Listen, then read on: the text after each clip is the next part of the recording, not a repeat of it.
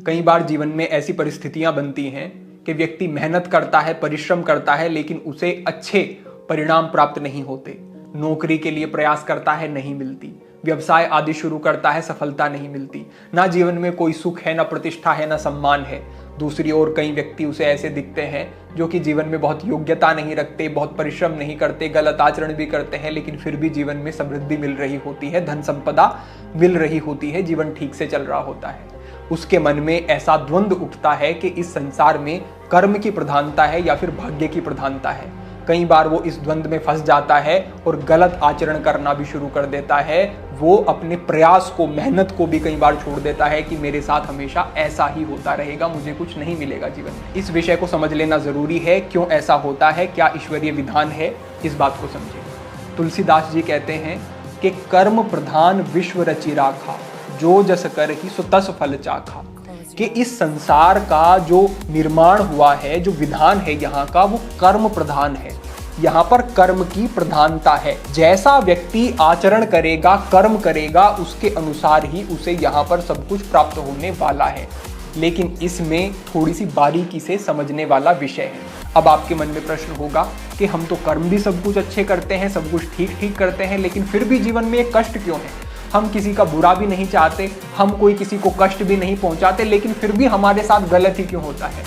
उसके बारे में आप एक विषय समझें कि विधान ये है कि जो आपके पूर्व के संचित कर्म होते हैं, उनका आपको पहले परिणाम भुगतना होता है। उसके बाद आपके जीवन में जो आप वर्तमान में कर रहे हैं, उसका परिणाम बाद में दिया जाता है। अब ऐसे इस बात को समझे आप, अगर किसी व्यक्ति के पास बहुत सारे अर्जित पुण्य हैं, तो पहले उसके जीवन में उन पुण्यों के आधार पर सब कुछ अच्छा चलेगा, अच्छा दिखाई देगा सब कुछ। लेकिन जब वो उसके पुण्य हैं वो नष्ट हो जाएंगे, और अगर वो व्यक्ति वर्तमान में गलत आचरण कर रहा है, तो आज जो वो गलत कर रहा है, उस गलत का परिणाम उसे कुछ समय के बाद घोर कष्ट के रूप में भुगतना ही पड़ेगा। ऐसा ही आप दूसरी ओर इस विषय में भी समझ लें कि अगर किसी व्यक्ति के बहुत सारे पाप कर्म हैं, तो पहले उसे वो पाप कर्म भोगने होंगे।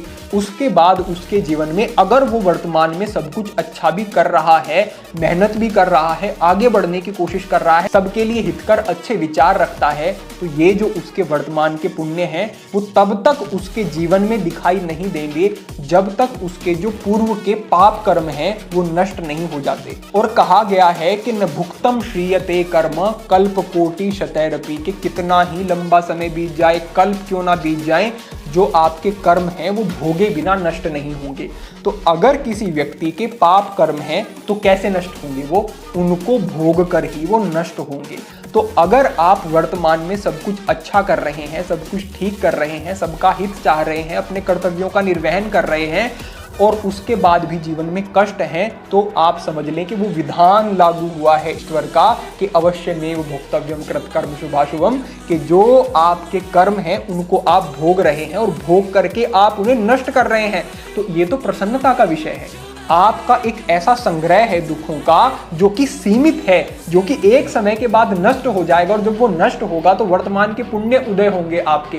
तो जब जीवन में आपके कष्ट आ रहे हैं, तो आप समझें कि आप अपने उन पाप कर्मों को भुगत रहे हैं और भविष्य उज्जवल होने वाला है। लेकिन अक्सर हमने ये भी देखा है कि व्यक्ति जब ये देखता है कि मैं अच्छा करता हूं लेकिन फिर भी मेरे साथ कुछ अच्छा नहीं होता, दूसरे व्यक्ति गलत करते हैं, उनके साथ फिर भी ठीक हो रहा है, तो वो निराश हो जाता है और वो अपने आचरण को बिगाड़ लेता है, वो अपनी नैतिकता को खो देता है, वो फिर अधर्म के मार्ग पर चलना शुरू कर देता है। उसके पहले के जो पाप कर्म हैं और वर्तमान में जो वो फिर से पाप कर्म करने लगता है, वो दोनों जब मिलते हैं तो उसके बाद उसका घोर पतन होता है और पूरा जीवन उसका कष्ट में, दुख में व्यतीत हो जाता है। तो यहाँ पर समझने वाली बात यह है कि जब कठिन समय चल रहा है, उस समय पर भी धैर्य बनाए रखना होता है और अपने परिश्रम को, पुरुषार्थ को निरंतर बनाए रखना होता है। एक छोटा सा उदाहरण देते हैं। एक कुब्जा का चरित्र आता है, एक प्रसंग आता है जिसमें कि भगवान श्री कृष्ण उसका उद्धार करते हैं। कुब्जा एक महिला होती है जो कि भगवान श्री कृष्ण की भक्त होती है, अनन्य, लेकिन उसका शरीर कैसा होता है? कुबड़ निकला हुआ होता है, कमर सामने की तरफ झुकी हुई होती है, बहुत अधिक कुरूप होती है और कंस की सेवा में होती है। आप देखें यहाँ पर पहला तो ये कि शरीर कुरूप है, दूसरा ये शरीर में कष्ट भी है, तीसरा ये कि भगवान श्री कृष्ण की भक्त है लेकिन सेवा किसकी करनी पड़ रही है, जो कि भगवान श्री कृष्ण के परम शत्रु हैं, उनकी सेवा करनी पड़ रही है। अब सामान्य व्यक्ति देखेगा कि लोग भक्त है, सारा दिन भगवान श्री कृष्ण का नाम लेती है लेकिन जीवन में दुखी दुख है, तो क्या लाभ है भक्ति का। लेकिन जब उसके भाग्य उदय होते हैं तो स्वयं भगवान श्री कृष्ण आते हैं और उसे स्पर्श करने मात्र से वो एक युवती, सुंदर युवती का रूप धारण कर लेती है, उसके सभी क्लेश समाप्त हो जाते हैं। स्वयं भगवान दर्शन देते हैं, जो कि बड़े ऋषि योगियों के लिए भी उनके दर्शन दुर्लभ हैं। भगवान श्री कृष्ण के उसे दर्शन होते हैं, कृपा मिलती है। तो आप समझें, अगर वो उन कष्टों को देख करके अपने नैतिक आचरण को छोड़ देती तो समझो कि सब कुछ नष्ट हो गया, फिर उसे वो कृपा नहीं मिलनी थी। लेकिन उसने कठिन समय में भी अपना धैर्य नहीं खोया, तो उसे प्रभु शरणागति प्राप्त हुई, प्रभु के दर्शन हुए। तो अगर इस प्रकार का दृष्टिकोण रखते हैं तो ये निश्चित रूप से आपको कल्याण की तरफ ही लेकर के जाएगा। ये भी कहते हैं कि सकल पदार्थ हैं जग माही, कर्महीन नर पावत नाही। कि इस संसार में सभी कुछ पदार्थ हैं जिनकी भी आपको आवश्यकता है, सभी कुछ उपलब्ध है, लेकिन जो कर्महीन पुरुष है ना, वो उनको प्राप्त नहीं कर सकता। तो आपको कर्महीन नहीं होना है, ये समझना है कि कर्म की ही सारी प्रधानता है इस संसार में। अगर आपको लगता है कि उसे तो भाग्य से मिल गया, भाग्य से नहीं मिला, उसने पीछे कुछ पुण्य किए हैं, उनका प्रभाव उसे आज देखने को मिल रहा है। आपने पहले कुछ पाप कर्म किए हैं, उनका परिणाम आपको आज देखने को मिल रहा है। जैसे ही वो चीजें नष्ट होंगी, जीवन में सब कुछ ठीक हो जाएगा और आप निरंतर सफलता के मार्ग पर फिर बढ़ते रहेंगे। तो धैर्य को बनाए रखना आवश्यक है।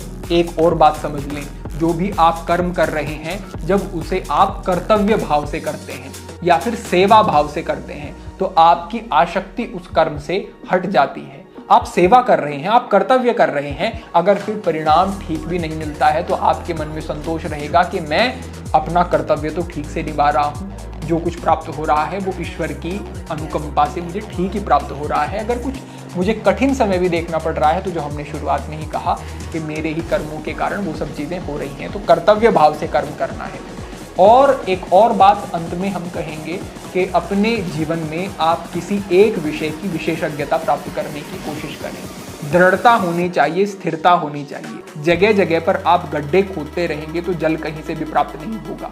एक स्थान पर ही निरंतर मेहनत करने वाला व्यक्ति उस विषय का विशेषज्ञ जब हो जाता है, उसका माहिर जब हो जाता है, तो उसे किसी प्रकार की नौकरी की कमी नहीं रहती, या फिर नौकरी भी नहीं मिल रही है तो उसके पास व्यवसाय आदि के ऑप्शन बहुत सारे रहते हैं, उसके पास कार्य की प्रचुरता रहती है। कहते हैं सैतु दीर्घकाल निरंतर सत्कार से भी तो दृढ़ भूमि, के लंबे समय तक कार्य करो, निरंतरता के साथ कार्य करो, और जो कार्य कर रहे हो उसके प्रति मन में सकारात्मक भाव होनी चाहिए, निराशा नहीं होनी चाहिए, विश्वास होना चाहिए। ये 3 गुण होते हैं तो दृढ़ भूमि यानी कि आपकी उस विषय में दृढ़ स्थिति हो ही जाती है।